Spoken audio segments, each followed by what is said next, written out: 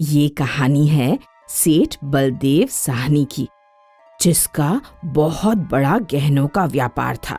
सेठ जी बहुत अमीर थे। मदन एक चोर था और उसकी नजर हमेशा सेठ बलदेव साहनी पर रहा करती थी।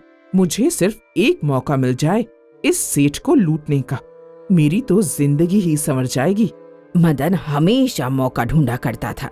मदन का एक जुड़वा भाई था, मोहन।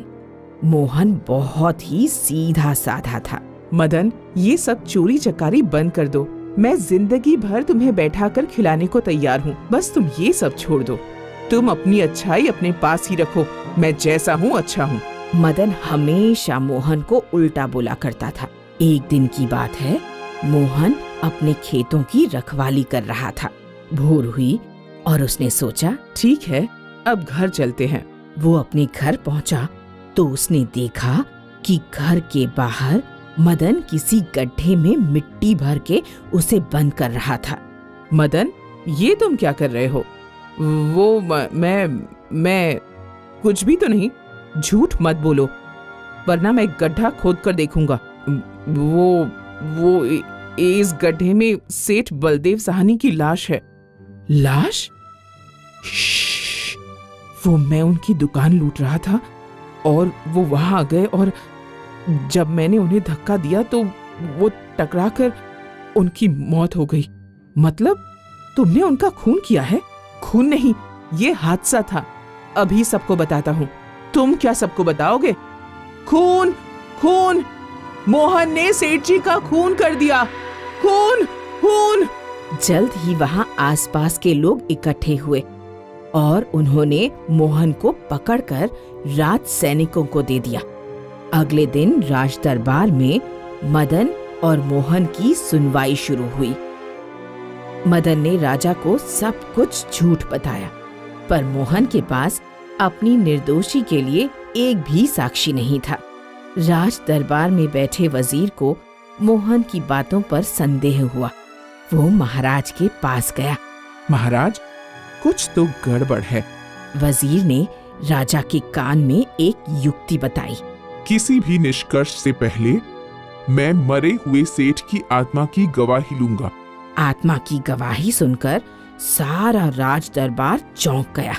तुम दोनों जाओ और अभी के अभी उस सेठ की लाश को यहाँ ले आओ। मैं खुद उसकी गवाही लूंगा।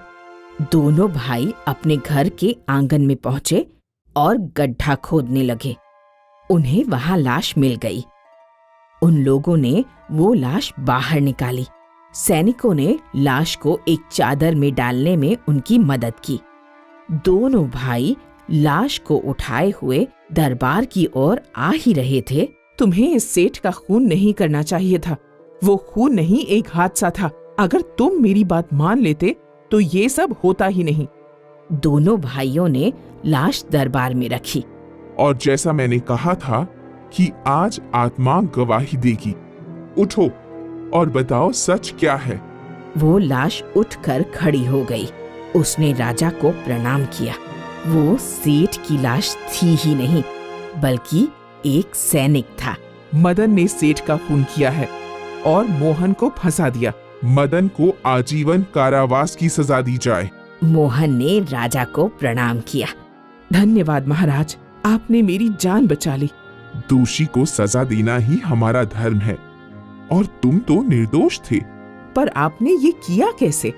जब तुम लोगों ने लाश बाहर निकाली, तुम दोनों की नजर बचाकर मेरा एक सैनिक लाश की जगह सो गया और उसने तुम्हारी सारी बातें सुन ली। आप महान हो महाराज। महाराज की जय। इस तरह राजा ने सही फैसला भी सुनाया और आत्मा ने गवाही भी दे दी।